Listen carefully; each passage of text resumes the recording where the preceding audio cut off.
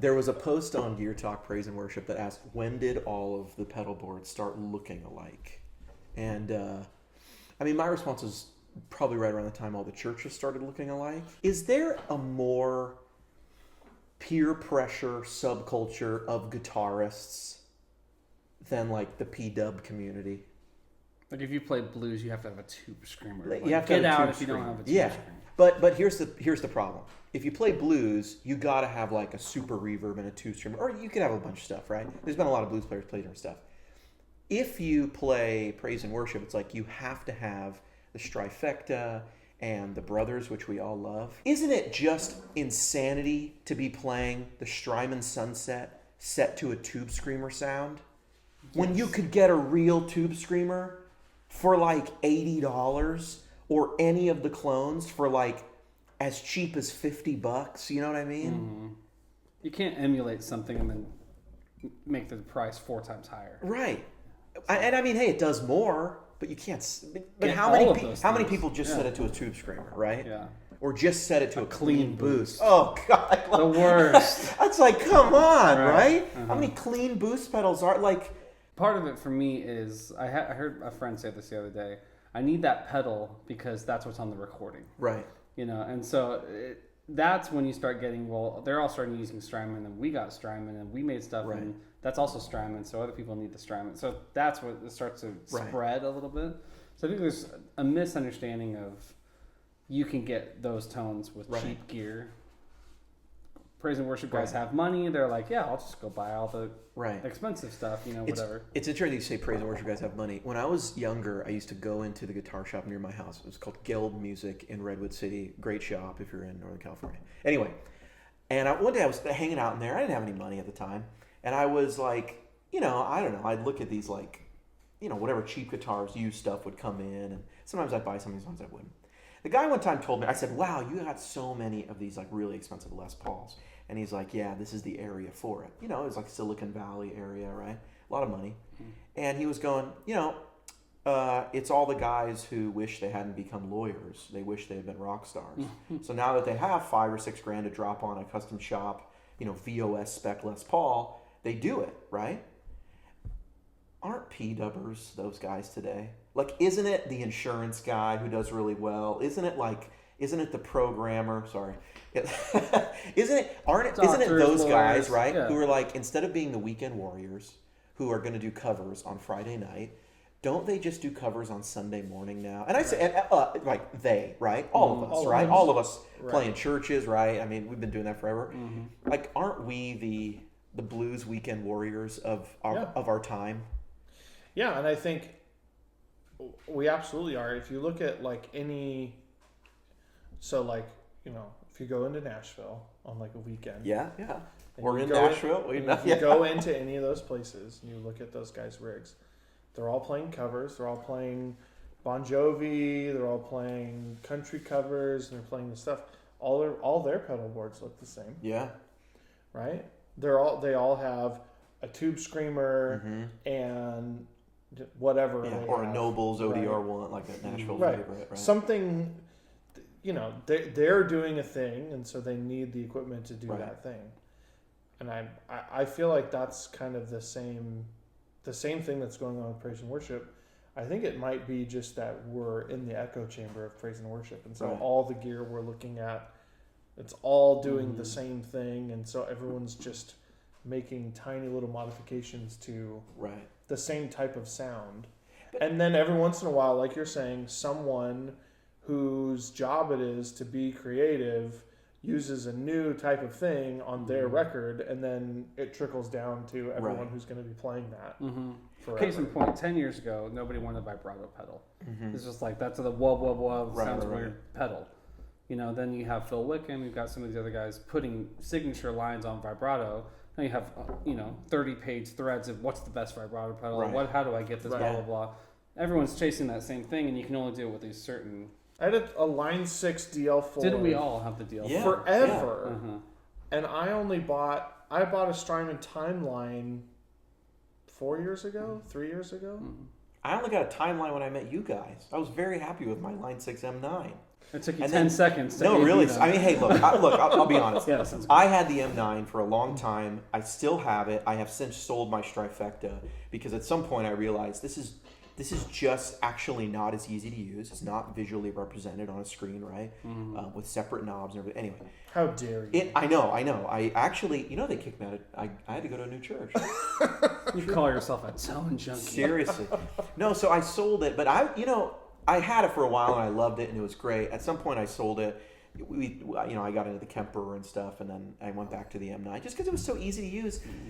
Here's the thing. Isn't there an uber hyper sensitivity to getting the exact tone on a record?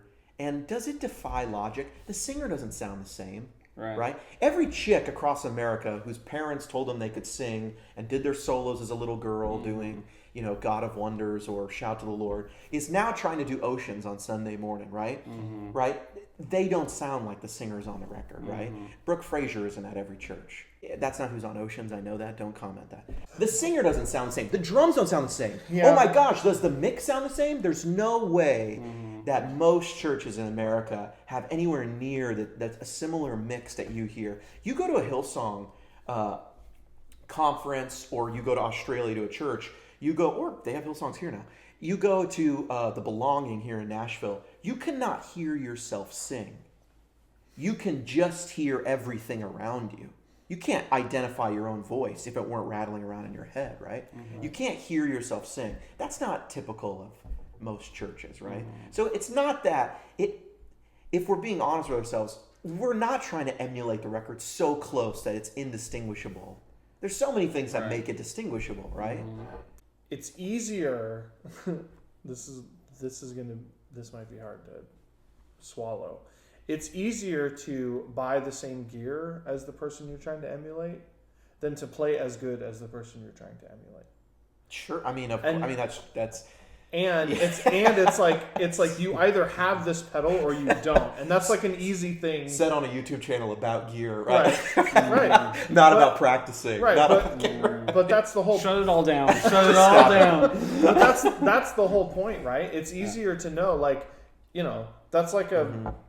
Like you said, I'm a programmer, so that's like a Boolean operation, right? Like that's either you have this pedal or you don't. There's no in between.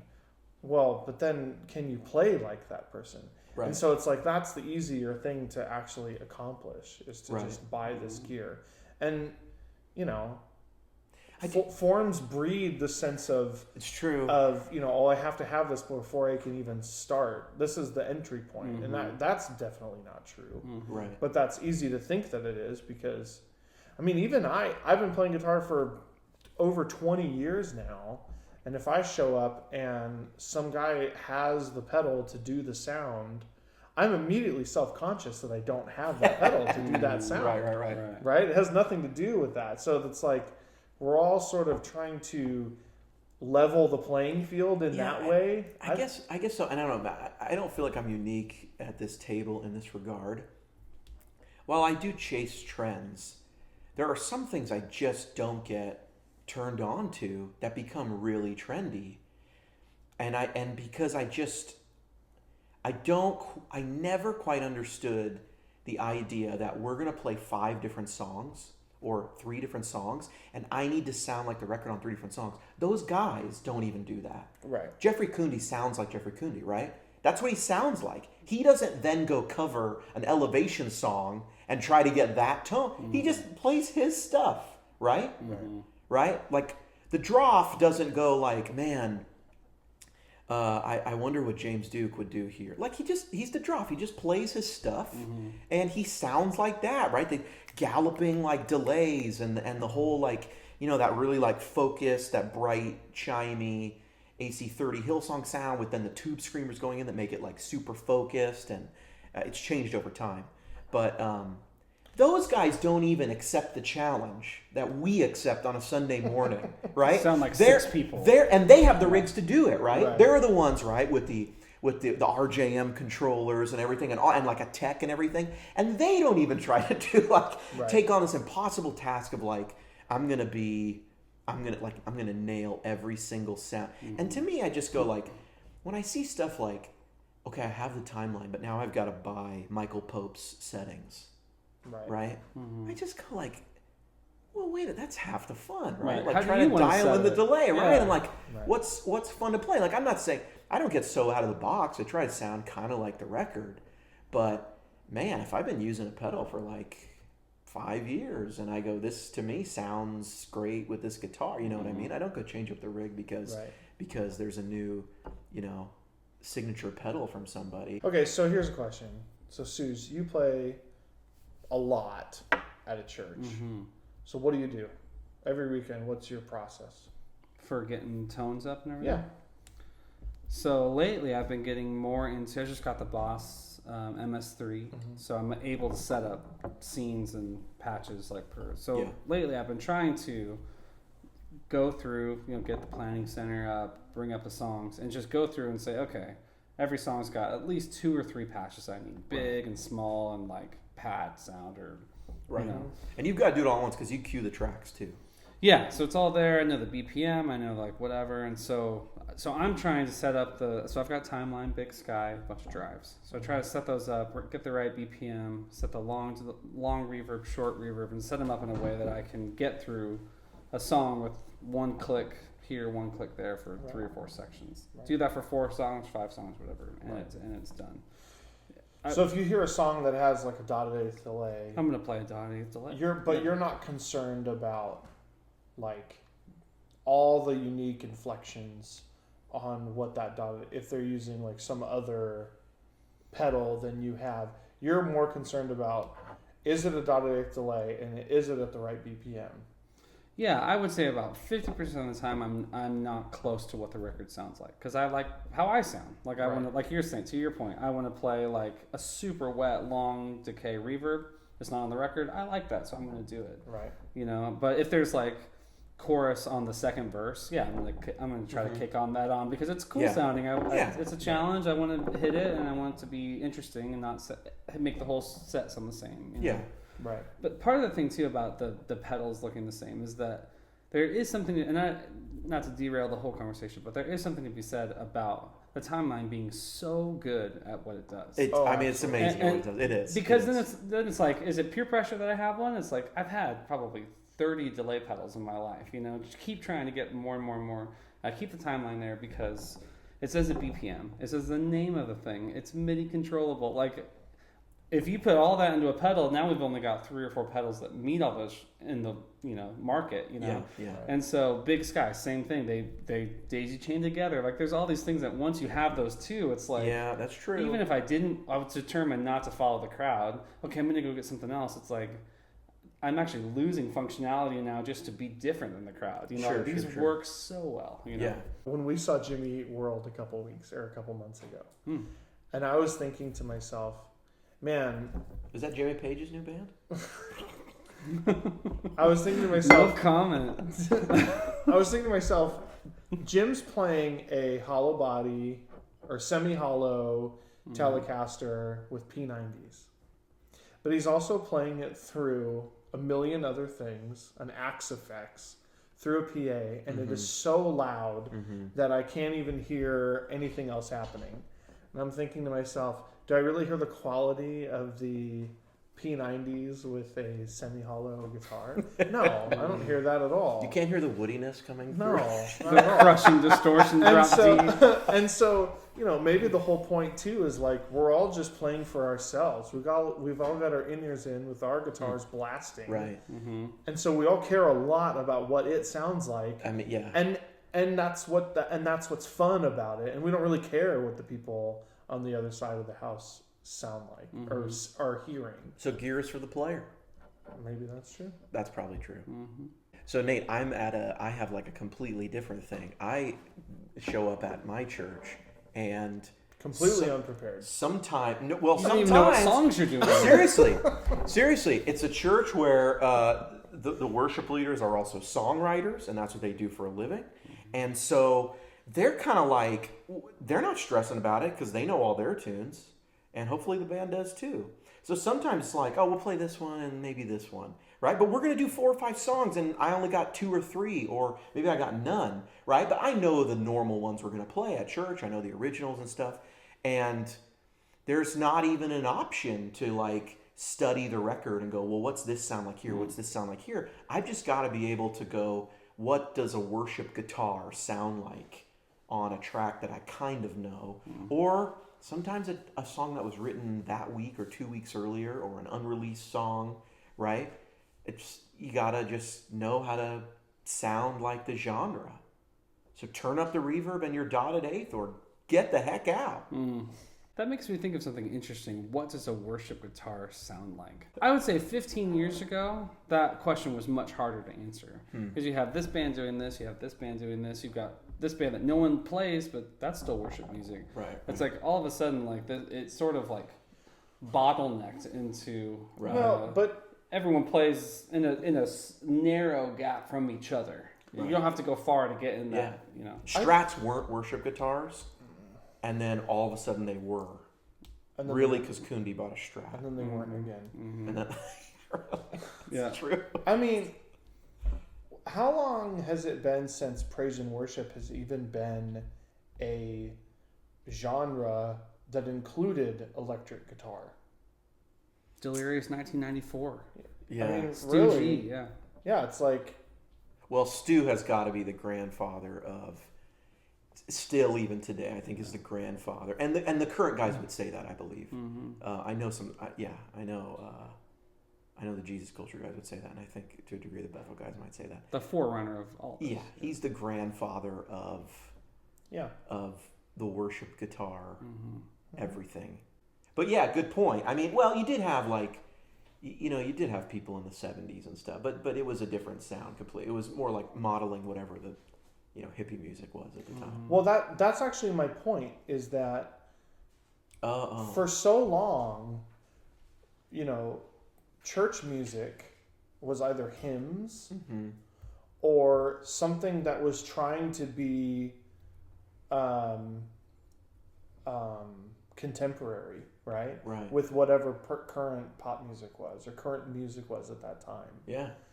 But now in like the 2010s, worship music is a genre that's completely unlike any other genre. It has evolved into something that's uniquely its own.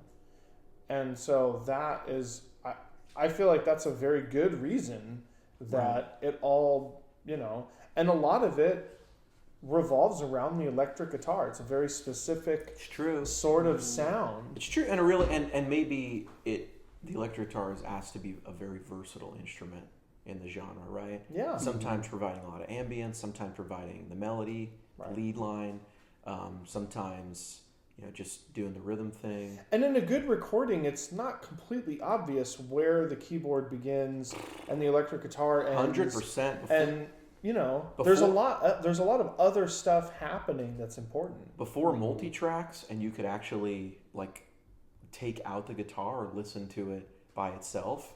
I know there were songs that I played for years that I have no idea what's really going on back there, just because stuff is so far back. And studio guys know you'll have a bunch of stuff on a record that you can barely hear, and sometimes that's the beauty of some of those old records. You listen for a long time, and then you find something new after a while that you never really noticed was on there. That's an interesting thought too when you talk about matching the recording. Like, which of the 7 guitars do you want me to play? Right. I'm one person for 4 minutes. Yeah.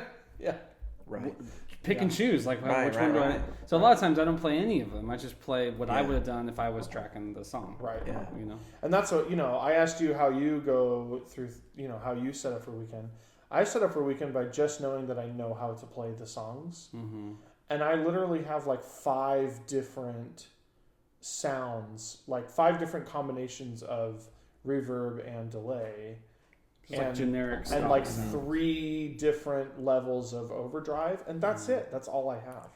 That's mentally how I view my setup as well. Yeah. I might dial in, a delay and a reverb for a song, but in general, I know I've got an eighth, I've got a dotted eighth. I like to have a second quarter note after that I can stack on top, and then I've got a couple of reverb settings in increased sort of wetness, and then I've got a couple dirty sounds, and whatever's happening, I can And realistically, it's like if there's some super specific lead part that the rest of the song revolves around that you're expected to play, you should probably try to do that as well as possible. You got to serve the song, right? You got to serve the song. You got to do the part. 90% of everything else is like up to interpretation anyway. And I feel like it kind of serves you better as a player to do what you would just do than try to copy someone verbatim every time anyway. That doesn't really get you anywhere. Especially when 90% of players are actually just turned off on Sunday morning.